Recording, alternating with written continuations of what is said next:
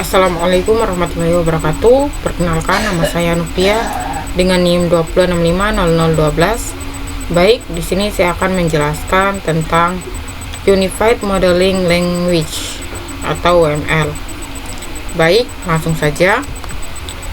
UML memvisualisasikan dan mendokumentasikan hasil analisa dan desain. Unified karena mengkombinasikan metode OOP yang sudah ada sebelumnya. Modeling karena digunakan terutama untuk memodelkan sistem secara visual. Language karena berisi sintaks yang digunakan untuk memodelkan pengetahuan. Apa itu UML? UML adalah bahasa pemodelan untuk sistem atau perangkat lunak yang berparadigma atau berorientasi objek. Pemodelan atau modeling sesungguhnya digunakan untuk penyederhanaan permasalahan-permasalahan yang kompleks sedemikian rupa sehingga lebih mudah dipelajari dan dipahami. What UML can do for you?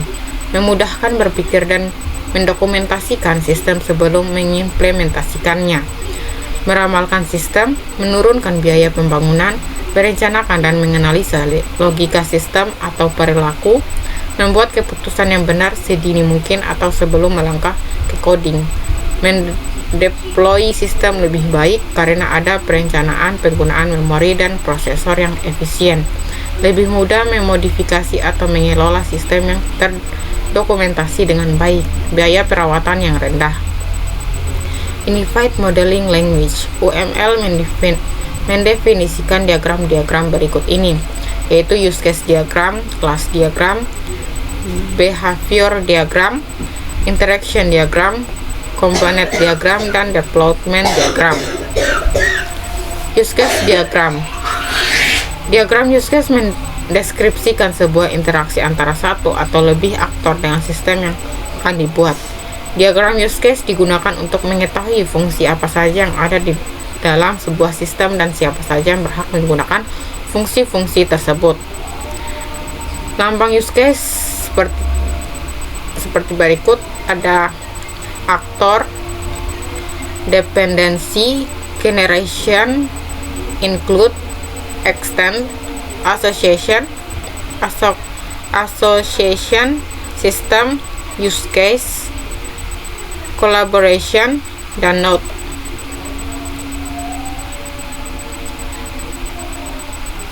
Use case diagram contohnya seperti sini. Di sini ada nasabah. Dia dapat membuka rekening, simpan uang, ambil uang, dan tutup rekening. Simpan uang di sini harus di atas 200.000 rupiah. Kelas diagram. Kelas adalah sebuah spesifikasi yang jika diinstansiasi akan menghasilkan sebuah objek dan merupakan inti dari pengembangan dan desain berorientasi objek. Kelas menggambarkan keadaan atau atribut atau properti suatu sistem, sekaligus menawarkan layanan untuk memanipulasi keadaan tersebut atau metode atau fungsi. Kelas diagram menggambarkan struktur dan deskripsi kelas, package, dan objek beserta hubungan satu sama lain seperti pewarisan, asosiasi, dan lain-lain. Kelas memiliki 3 area pokok, yaitu nama, atribut, dan metode. Atribut dan metode dapat memiliki salah satu sifat berikut, yaitu private, tidak dapat dipanggil dari luar kelas yang bersangkutan; protected, hanya dapat dipanggil oleh kelas yang bersangkutan dan anak-anak yang mewarisinya; public, dapat dipanggil oleh siapa saja. State card diagram. State card diagram menggambarkan transisi dan perubahan keadaan dari satu state ke state lainnya suatu objek pada sistem sebagai akibat dari stimulus yang diterima. Pada umumnya, state card diagram menggambarkan kelas tertentu. Satu kelas dapat memiliki lebih dari satu state card diagram. Activity diagram. Activity diagram menggambarkan berbagai alir aktivitas dalam sistem yang sedang dirancang, bagaimana masing-masing alir berawal, division yang mungkin terjadi, dan bagaimana mereka berakhir. Activity diagram juga dapat menggambarkan proses paralel yang mungkin terjadi pada beberapa eksekusi. Activity diagram paling cocok untuk memodelkan urutan aktivitas dalam suatu proses. Sequences diagram. Sekuensi diagram menggambarkan interaksi antar objek di dalam dan di sekitar sistem, termasuk pengguna, display, dan sebagainya, berupa message yang digambarkan terhadap waktu. Sequence diagram terdiri atas dimensi vertikal atau waktu dan di dimensi horizontal atau objek-objek yang terkait. Sequence diagram biasa digunakan untuk menggambarkan skenario atau rangkaian langkah-langkah yang dilakukan sebagai respons dari sebuah event yang menghasilkan output tertentu. Diawali dari apa yang men-trigger aktivitas tersebut, proses perubahan apa saja yang terjadi secara internal, dan output apa saja yang dihasilkan. Collaboration diagram.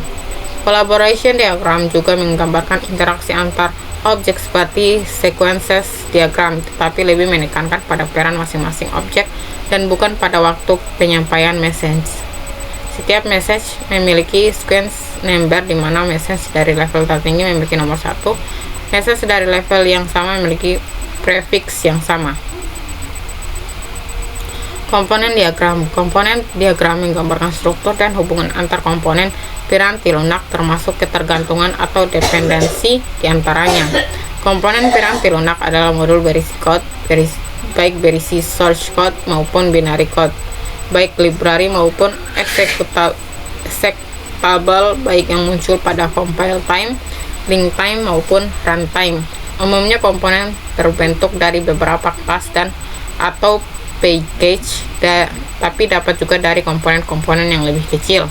Komponen dapat juga berupa interface yang kumpulan layanan yang dihasilkan sebagai komponen yang untuk komponen lain. Deployment diagram.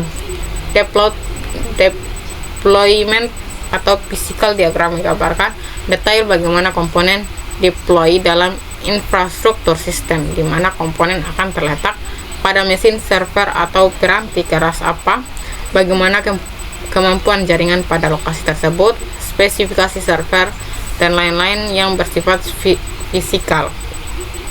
Sebuah node adalah server, workstation, atau piranti keras lain yang digunakan untuk mendeploy komponen dalam lingkungan sebenarnya. Hubungan antar node dan requirement dapat juga didefinisikan dalam program ini. Untuk tugasnya di sini cari dan buat use case dari aplikasi dan pelajari, buat review untuk masing-masing alur dari use case tersebut. Di sini tugasnya saya mengambil pembayaran OVO. OVO adalah aplikasi yang pintar yang memberikan kemudahan dalam bertransaksi serta berfungsi untuk mengumpulkan poin di banyak tempat. Berikut use case diagramnya. Untuk penjelasan dari use case diagram di atas sebagai berikut, di mana di sini user dia orang yang dapat mengakses atau menggunakan aplikasi OVO mulai dari login ke aplikasi hingga melakukan aksi terhadap aplikasi seperti top up saldo, transfer, dan payment. Untuk register di sini merupakan langkah pertama yang dilakukan user ketika ia tidak mempunyai akses pada aplikasi OVO, mendaftarkan data diri ke dalam aplikasi agar dikenali. Kemudian login, di sini setelah mendapatkan akun, user harus melakukan login agar dapat mengakses berbagai fitur aplikasi OVO. Top up di sini suatu kegiatan yang dilakukan user untuk mengisi ulang saldo OVO. Terdapat dua pilihan alternatif untuk melakukan top up saldo, yaitu melalui ATM dan internet banking.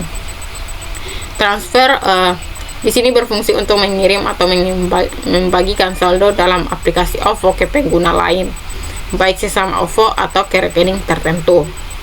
Payment, dia di sini ketika user memilih menu payment, maka user dapat melakukan pembayaran lewat aplikasi. Mungkin itu saja yang dapat saya jelaskan pada video kali ini. Jika ada kesalahan mohon dimaafkan. Sekian dan terima kasih. Assalamualaikum warahmatullahi wabarakatuh.